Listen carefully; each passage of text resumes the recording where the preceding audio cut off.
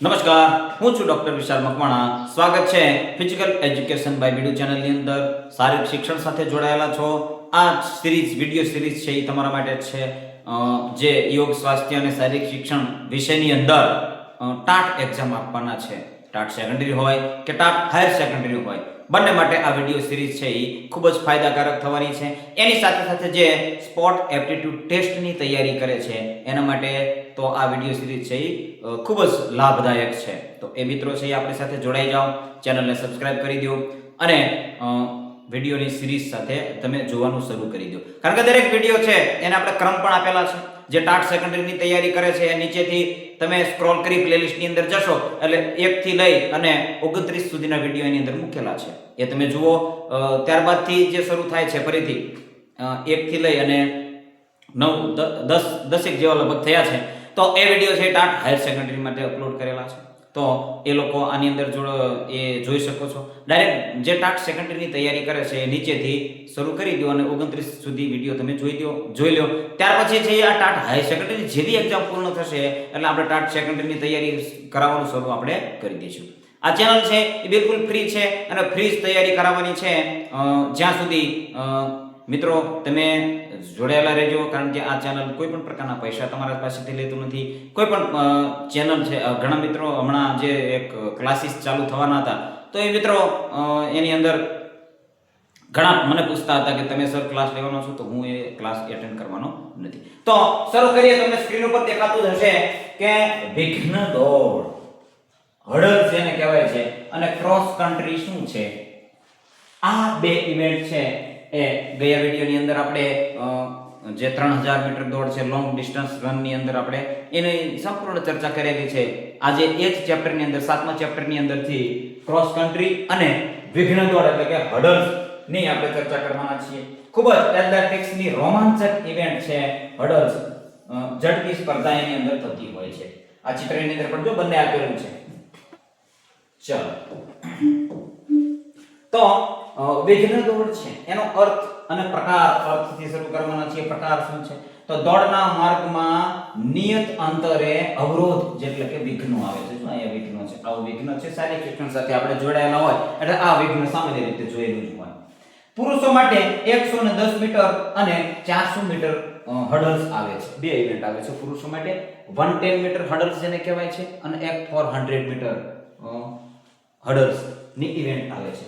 તો બહેનો માટે, સ્ત્રીઓ માટે શું છે? તો 100 મીટર. 110 છે એની જગ્યાએ શું થઈ જાય છે? 100 મીટર નું અંતર થઈ જાય છે. અને 400 મીટર વિઘ્ન દોડ છે એ બહેનોની અંદર 400 મીટર શેમ આવે છે? આ જે છે એ ચેન્જ થાય છે. 110 મીટર હડલ્સ છે એ ભાઈઓ માટે છે અને 100 મીટર બહેનો માટે છે. આવી રીતે પ્રશ્નો ઘુમાવી ફેરવી પૂછી શકતા હોય છે એટલે યાદ રાખવાનું છે.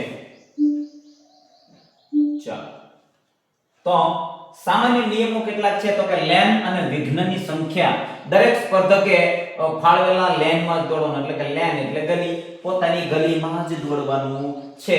કુલ કેટલા વિઘ્નો હશે? 10 વિઘ્નો પાર કરવાના હોય છે. કેટલા વિઘ્નો પાર કરવાના હોય છે? 10 વિઘ્નો હોય છે, અવરોધો હોય છે અને પાર કરવાના છે. શરીર વિઘ્નની બહારથી પસાર કરી શકાતું નથી. સર વિઘ્ન ગલીની અંદર છે તો એની બહારથી શરીરને પસાર કરવાનું નથી. કમ્પલસરી એની ઉપરથી પસાર કરવાનું છે, નીચેથી પણ એની ઉપરથી પસાર કરવાનું છે. તો આવી રીતે કુલ 10 વિઘ્નો હોય છે. તો ભૂલ અને ગુનો શું છે એટલે કે કેટલાક નિયમો છે એની પણ સાથે ચર્ચા કરી લઈએ. ચાલો, ભૂલ શું છે, મિસ્ટેક શું છે?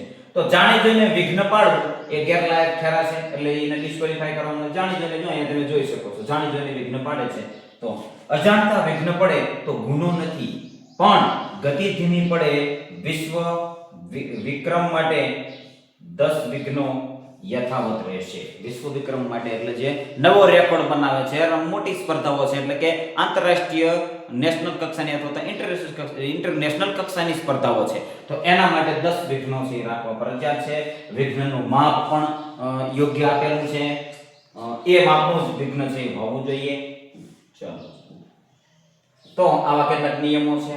હવે આની અંદર તમે જોઈ શકો છો સરસ મજાનો કોઠો આપણે સરસ મજાનો બનાવેલો છે. તો આ કોઠાની અંદર કેટલાક જો વિઘ્નોની ઊંચાઈ કેટલી રાખવાની છે એનું માપદંડ નક્કી કરે છે આ કોઠો છે. જો અહીંયા આપેલું છે અંતર કેટલું છે, ઊંચાઈ, પ્રથમ વિઘ્ન અને વિઘ્નો વચ્ચે અંતર ને અંતિમ રેખા.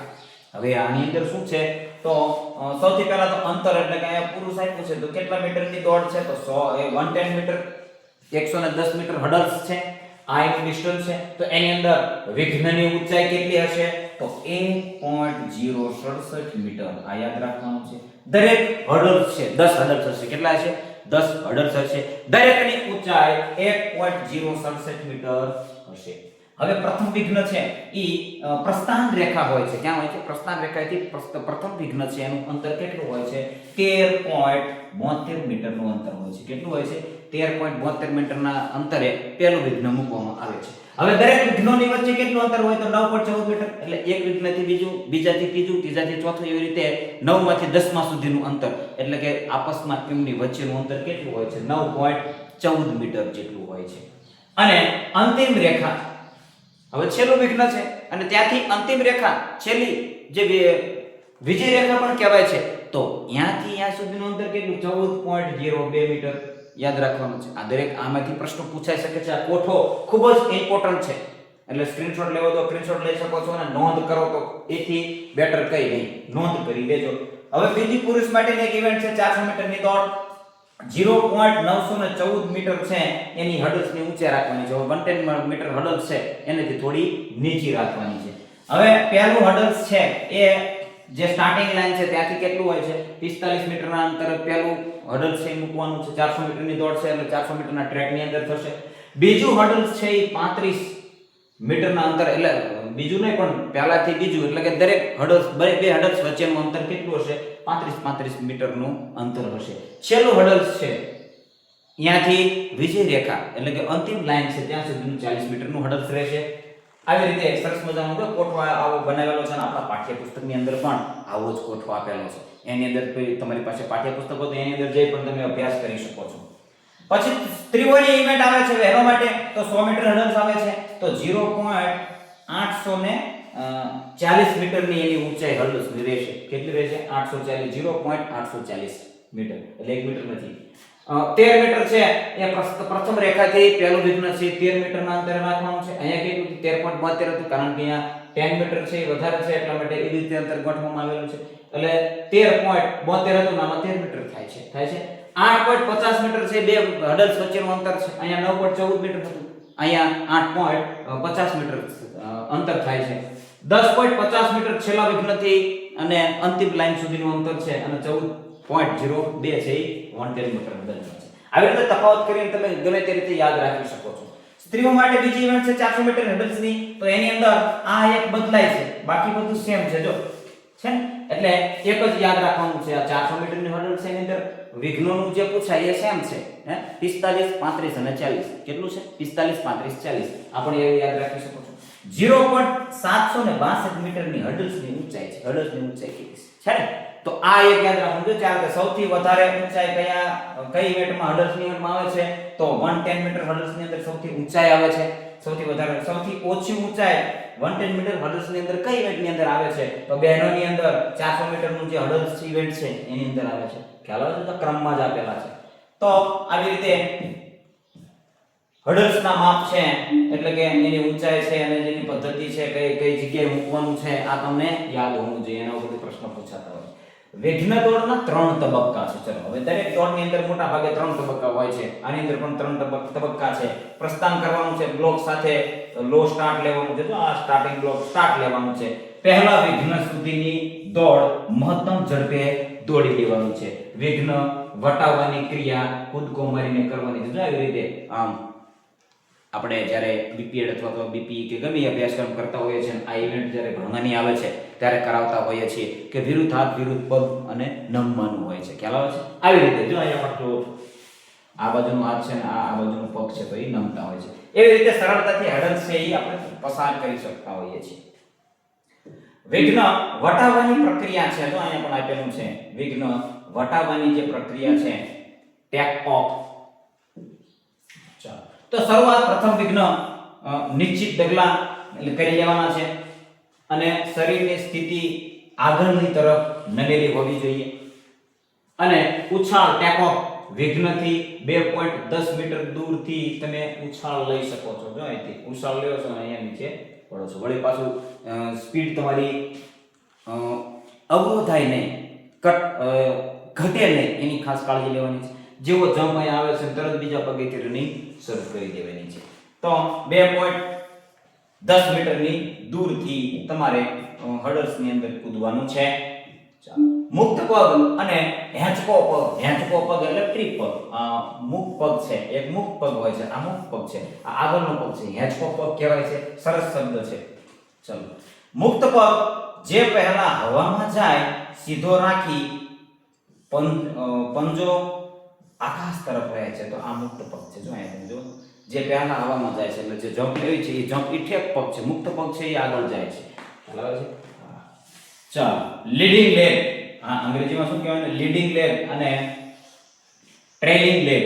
તો હેંચકો પગ, ટ્રેલિંગ લેગ છે એ પાછળનો પગ છે. ઘૂંટણમાંથી વાળી અને ઘૂંટણને લાવવાનો. જો વાળી જમ્પ અહીંયા આનેથી જમ્પ લીધો છે એટલે આ પગ છે એ આગળ ગયો છે, આને ઢૂંચણમાંથી વાળી અને ઘૂંટણમાંથી વાળી અને આગળ લાવી અને વિરોધ હાથ આગળની તરફ લંબાવવાનો છે. જો વિરોધ હાથ, જે પગ જાય છે એનો વિરોધ હાથ છે એ આગળની તરફ નમાવવાનો છે. ચલો, હવેની જે ઇવેન્ટ આવે છે, હવે આની અંદર કદાચ એક સ્લાઇડ મૂકવાની રહી ગઈ છે કે હર્ડલ્સ છે એનું માપ કેવું હોવું જોઈએ. હર્ડલ્સ, જે આ હર્ડલ્સ હોય છે, આ રીતનું હર્ડલ્સ હોય છે, એનું માપ કઈ રીતનું હોવું છે. તો હર્ડલ છે એ આવી રીતે લાંબુ કેટલું હોવું જોઈએ? 1.20 મીટર હોવું જોઈએ. કેટલું હોવું જોઈએ? 1.20, જેથી કરી બીજી ગલીની અંદર ન જાય. અને આનું વજન છે એ ખાસ 10 kg નું હોવું જોઈએ. કેટલું હોવું જોઈએ? સ્પર્ધા માટે અથવા તો કોઈ પણ રેકોર્ડ બ્રેક માટે 10 kg નું વજન, હર્ડલ્સ છે એનું વજન કેટલું હોય છે? 10 kg. આટલું યાદ રાખી લેવાનું. બીજા માપ તમારે જો જોવા હોય તો પાઠ્યપુસ્તકની અંદર આપેલું હશે અથવા સર્ચ મારી પણ જોઈ શકો છો. પણ આ મેન છે કે એની પહોળાઈ કેટલી હોવી જોઈએ? તો 1.20 મીટર અને વજન કેટલું હોવું જોઈએ? 10 kg. તો આ એક સ્લાઇડ કદાચ મૂકવાની રહી ગઈ છે. ચાલો, ક્રોસ કન્ટ્રી. ચાલો, ક્રોસ કન્ટ્રી કુદરતી દોડ જેને કહેવાય છે. શું કહેવાય? એનું નામ જ છે કુદરતી દોડ. એટલે આ દોડ છે એ ટ્રેકની અંદર થશે. ને એવો પ્રશ્ન પૂછાય કે નીચેનામાંથી કઈ ઇવેન્ટ ટ્રેકની અંદર યોજવામાં આવતી નથી? તો ક્રોસ કન્ટ્રી આપેલું હોય તો તમે ક્રોસ કન્ટ્રી જવાબની અંદર કરી શકો છો. જો અહીંયા જુઓ છો છે ને, ક્રોસ કન્ટ્રી કરતા હોય છે. મેદાન, ખેતર, ટેકરીઓ દોડવાની સ્પર્ધા સ્ટેડિયમમાં નહીં. સ્ટેડિયમમાં નહીં. મેદાન, ખેતર, ટેકરી બધું સફેદ ધજાની અંદર હોય છે. ડાબી બાજુ લેફ્ટ એટલે કે લાલ અને જમણી બાજુ લાલ ધજા હોય છે. ડાબી બાજુ સફેદ ઝંડી હોય છે અને જમણી બાજુ એટલે આની અંદર મૂકવામાં આવેલી હોય છે રનવેની અંદર. ચાલો, તો આ એક ઇવેન્ટ એવી છે ક્રોસ કન્ટ્રી કે જેની અંદર ખેતરની અંદરથી જવાનું આવે, મેદાન આવતું હોય, ટેકરીઓ આવતી હોય, આવી રીતે કુદરતી દોડ. એટલા માટે આને કુદરતી દોડ જ કહેવામાં આવેલું છે. તો ક્રોસ કન્ટ્રીના અંતરો કેટલા છે? જો આ ખાસ આપણે ધ્યાન રાખવાનું છે, કારણ કે અત્યારે લેટેસ્ટ છે એ ઘણા બધા અંતરોની અંદર ફરક આવેલા હોય છે, બદલાયેલા હોય છે. પરંતુ આપણે પાઠ્યપુસ્તકની અંદર જે અંતર આપેલા છે કે પુરુષો માટે 12 કિલોમીટરની ક્રોસ કન્ટ્રી હોય છે. કેટલું અંતર હોય છે? 12 કિલોમીટરનું દોડનું અંતર હોય છે. સ્ત્રીઓ માટે 8 કિલોમીટરની દોડનું અંતર હોય છે. કેટલું હોય છે? 8 કિલોમીટરની. હવે ભાઈઓ છે એની અંદર જુનિયર છે તો જુનિયર માટે 8 કિલોમીટર છે, યાદ રાખવાનું છે. બહેનો જુનિયર છે તો એના માટે 6 કિલોમીટરનું અંતર છે. નાની ઉંમરના યુવાનો છે, ભાઈઓ કે બહેનો બંને, યુવાનોની અંદર 4 થી 8 કિલોમીટરની તમે ક્રોસ કન્ટ્રીની રનિંગ કરી શકો છો. ખ્યાલ આવે છે? તો આ અંતરો છે જુદા જુદા જેને યાદ રાખવાનું છે. ક્રોસ કન્ટ્રી દોડ પુરુષો માટે 12 છે, ભાઈઓ માટે બહેનો માટે 8 કિલોમીટર છે. જુનિયર ભાઈઓ બહેનો માટે 8 કિલોમીટર છે. જુનિયર બહેનો માટે 6 કિલોમીટર છે. અને નાની ઉંમરના યુવાનો માટે 4 થી 8 કિલોમીટરનું અંતર તમે રાખી શકો છો. ટીમ વર્ક અને વિજેતા. ચલો, હવે આ જે સ્પર્ધા છે એ ટીમ ઇવેન્ટ છે. શું છે? ટીમ ઇવેન્ટ છે. વિજેતા કઈ રીતે નક્કી કરવામાં આવે છે? આ પણ ખાસ અગત્યનું છે. ટીમ ઇવેન્ટ છે આ ક્રોસ કન્ટ્રી છે તો આખી ટીમ છે એ આની અંદર પાર્ટિસિપેટ થાય. તો ટીમના સભ્યો કેટલા? 6. 4 ના ગુણ ગણાય છે. 6 સભ્યો હોય છે, 4 ખેલાડીના ગુણ ગણવામાં આવે છે. તો સ્કોરિંગ કઈ રીતે? તો જે ટીમનો સ્કોર ક્રમાંકનો સરવાળો સૌથી ઓછો થતો હોય. જો આમાં ભૂલ કરી શકો આપણે ઓપ્શનની અંદર આપ્યું હોય એટલે કે સૌથી ઓછો થતો હોય. ક્રમનો સરવાળો કરવાનો. શેનો સરવાળો કરવાનો છે? ક્રમ. ખ્યાલ આવે છે? એની અંદર એ ક્રમના સરવાળાની અંદર સૌથી ઓછો થતો હોય તે વિજેતા ગણાશે. તે ટીમ વિજેતા ગણાશે. શું ગણાશે? ટીમ વિજેતા. હવે ઓછો કઈ રીતે? શું કામ ઓછો? ધારો કે 1 2 3 4 અને 5. આ 5 ખેલાડી ક્રોસ કન્ટ્રી કરી રહ્યા છે. માની લો માત્ર 5 ખેલાડી ક્રોસ કન્ટ્રી કરી રહ્યા છે. હવે એક ખેલાડી પહેલા નંબરે આવ્યો છે, બીજો બીજા નંબરે આવ્યો છે, ત્રીજો ત્રીજા નંબરે, ચોથો ચોથા નંબરે. ખ્યાલ આવે છે? આવી રીતે આવ્યા છે. હવે જે પહેલા નંબરે આવ્યો છે અને બીજા નંબરે બે એક ટીમના ખેલાડી ધારો કે આવ્યા છે, તો આ બેનો સરવાળો કેટલો થશે? 3 થશે. થાય છે ને? બે ખેલાડી છે અને એનો સરવાળો 3 થાય છે. અહીંયા 3 અને 4 છે, તો અહીંયા એક બીજી ટીમના ખેલાડી આવ્યા છે, તો 3 અને 4 નો થઈને કેટલો થશે? 7 થશે. તો પહેલા કોણ આવ્યું છે? આવ્યા છે ને? તો પહેલા આવ્યા છે એનો સરવાળો 3 થાય છે, એટલે ઓછો સરવાળો છે ઈ વિજેતા બને છે. આવી રીતે આ તો આપણે માત્ર 5 ખેલાડીઓના નામ લઈ અને આવી રીતે આમાં હજારો ખેલાડીઓ હોય છે, તો એની અંદરથી વિજેતા નક્કી કરવામાં આવે છે.